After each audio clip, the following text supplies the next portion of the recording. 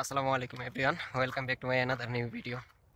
তো আজকের ভিডিওতে আমি কথা বলবো যে ইউরোপের সেনজেন কান্ট্রিগুলোর টিআরসি দিয়ে কী কী করা যায়, বা ইউরোপের সেনজেন কান্ট্রিগুলোর টিআরসি থাকলে আপনার কী কী সুবিধা, তার উপরে বেস করে আজকের ভিডিওটা বানাবো।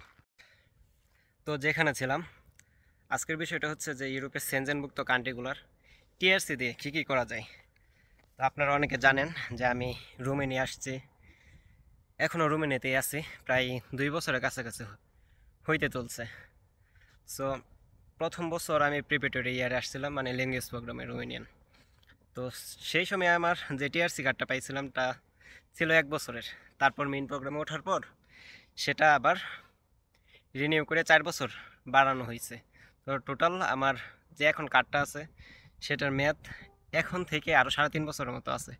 তো এই 3.5 বছরের ভিতরে আমি যেহেতু একটু ঘোরাঘুরি করি, শুধু আমি না, যারা ইউরোপে আসে প্রায় সবাই ঘোরাঘুরি পছন্দ করে। সো ঘোরাঘুরি পছন্দ করার কারণে আমাদের একটা সুবিধা হচ্ছে যে আমরা এই টিআরসি দিয়ে ইউরোপের যে কোনো দেশে যাইতে পারবো। মানে ইউরোপের যে সেনজেনভুক্ত দেশগুলো রয়েছে সেইখানে যাইতে পারবো উইদাউট ভিসা ছাড়া। কোনো ভিসা লাগবে না, শুধু সেই টিআরসি কার্ডটা হইলেই হয়।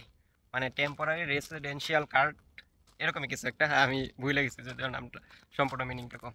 তো এই কার্ড দিয়ে আমরা ইউরোপের যে কোনো দেশে যেতে পারবো উইদাউট ভিসা ছাড়া। কিন্তু শর্ত হচ্ছে একটাই, যে সেইখানে যাওয়ার পর আমরা সর্বোচ্চ 3 মাস বা 90 দিন পর্যন্ত স্টে করতে পারবো লিগ্যালভাবে। আর এর বেশি যদি আমরা ওইখানে থাকি তাহলে আমরা ওই দেশে ইললিগেল হিসেবে গণ্য হব। সো এটা হচ্ছে মেন সুবিধা। আর কি বলবো, এর মাঝখানে যতদিন চাইবো আমি দেশে যাইতে পারবো। মানে আমার কান্ট্রি তো বাংলাদেশ। সো আমি বাংলাদেশে যে কোনো সময় যাইতে পারবো, আসতে পারবো, আমার কোনো ভিসা লাগবে না যতদিন পর্যন্ত আমার টিআরসি কার্ডটা আছে। আর মজার বিষয় হচ্ছে যে আপনি যদি ইউরোপে আসেন, আসার পর এরকম সুন্দর ভিউ উপভোগ করতে পারবেন। এই ভিউ উপভোগ করতে চাইলে আপনার ইউরোপিয়ান ভিসাটা লাগবে। আর সেই ভিসা পাওয়ার জন্য আপনার কী কী করা লাগবে তা আপনি ভালোভাবে জানেন। আমি বলবো আমি বলবো যে ইউরোপের ভিসা পাইতে হইলে চেষ্টা করেন। রিজিকের মালিক হচ্ছে আল্লাহ, আল্লাহ তাআলা চাইলে সব কিছুই সম্ভব। তো বিষয়টা হচ্ছে যে আমি বললাম ইউরোপিয়ান ইউনিয়নের সেনজেনভুক্ত যে কান্ট্রিগুলো রয়েছে সেইখানে আমি উইদাউট ভিসা ছাড়া ট্রাভেল করতে পারবো। যেমন ধরেন জার্মানি, ইতালি, ফ্রান্স, নেদারল্যান্ডস আছে, আরও অনেকগুলো কান্ট্রি আছে। তো সেইখানে আমি উইদাউট ভিসা ছাড়া ট্রাভেল করতে পারবো, 90 দিন থাকতে পারবো লিগ্যালভাবে। আর কিছু কিছু দেশ আছে ওইখানে যাইতে চাইলে আমার ভিসা লাগবেই, মাস্ট বি। আয়ারল্যান্ড আছে, সাইপ্রাস, বুলগেরিয়াতেও সম্ভবত ভিসা প্রয়োজন হয়। আহ, এরকম হাতে গোনা কয়েকটা দেশ বাদে ইউরোপিয়ান ইউনিয়নের বাকি সবগুলো দেশে আমি ঘুরতে পারবো। আমি বা আমার মতো যারা রয়েছে সবাই ঘুরতে পারবে। তো এটা হচ্ছে আমাদের প্রথম সুবিধা।